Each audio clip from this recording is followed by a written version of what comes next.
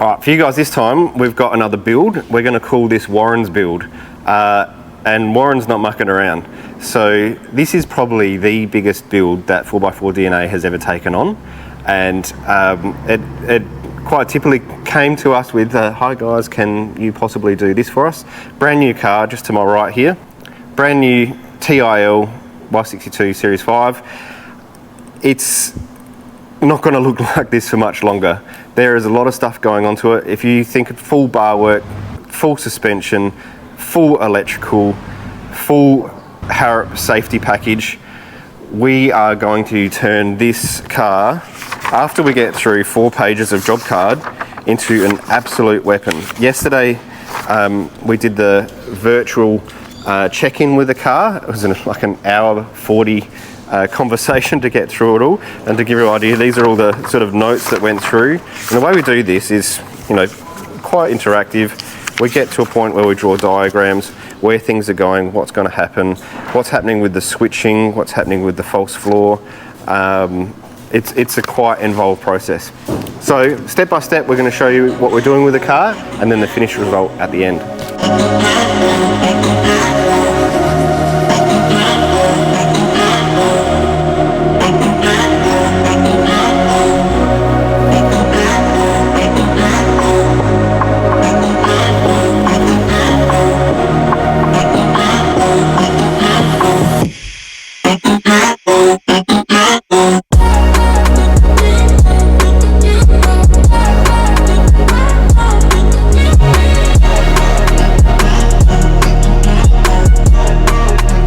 We are up to the part where we talk about electrical for Warren's build, and this has been pretty important. So we work from basically what we need and come back. So we're running a 2000 watt inverter. So back to the start. At the front we're going to put a DCS80 battery because it's got massive amount of discharge, continuous discharge. Dash battery strap on the top.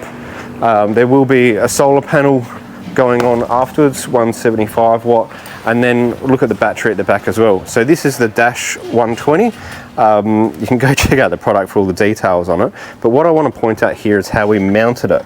So it's a 120 amp hour battery, but we put these like little brackets on. So essentially we'll drill a hole through the floor, nutsert, spacer, nut and bolt, washer. These aren't in the kit just yet, but they will be coming soon. And this all comes with an app as well. So we've got the Dash app, go and find it on your app store. But if you don't have that, you can press the button at the top to see what the battery is doing as well. Cool. Now, the way that this is talking to the front DCS80 battery is through a Victron combiner. So that's a way that we can get charged directly from the alternator through a 0 gauge. And when the batteries are linked together, they'll be discharging together. However, when the Victron combiner detects a voltage lower than 12.8, it'll isolate the two, and then the inverter will just be running off the Dash 120, so the vehicle will always be able to start. There's heaps more electrical going in the car. We've got solar controllers.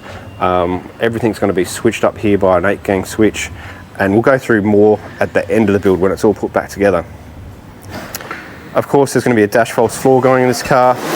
Twin compressor, there's a new Dash twin compressor as well. Now, usually the switch resides on top about here somewhere. We want to relocate this to the front of the car. So what we've done is run a feed in through the bottom, take your brown and blue wires, and then we can run that and relocate the switch. Actually, we're going to use a co-gear switch on that up the front. And again, hard mounting this compressor, the holes are pre-drilled into the floor, so you can just pick up the holes straight into the bottom and off you go. It makes it all nice and easy. And then this will go on top and make it look nice and neat. We'll show you that.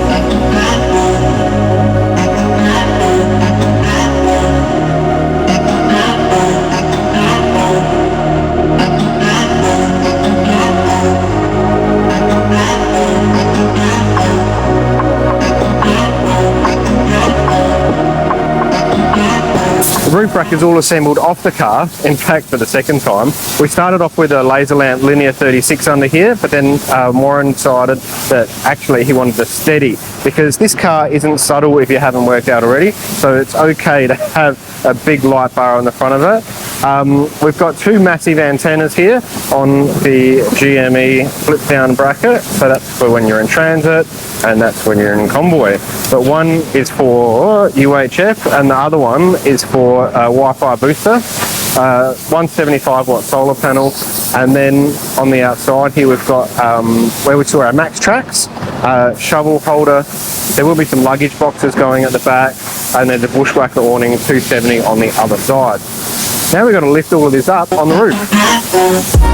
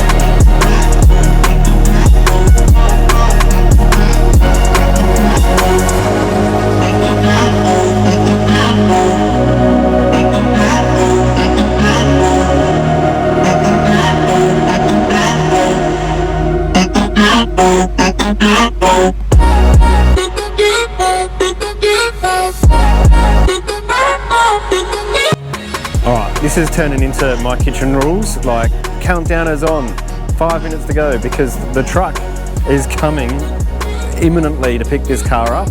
It goes back to the Nissan dealer, they'll do the final detail, and then the customer comes and picks it up in like the day after. So like it's taken us 6 weeks to build this car, and we're still rushing right to the end, just doing all the final little touches. There's a lot to take in. And there it goes, back to Nissan for final detailing, and we'll see it again on Thursday with the customer to do a really big handover.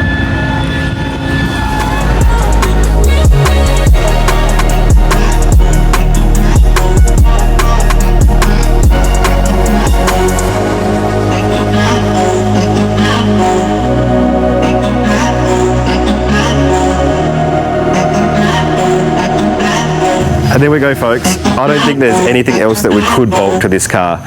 It started with an idea and maybe a hint of green, to now having colour-coded suspension, lights. We've even colour matched the steady green from the lights to the suspension and upper control arms.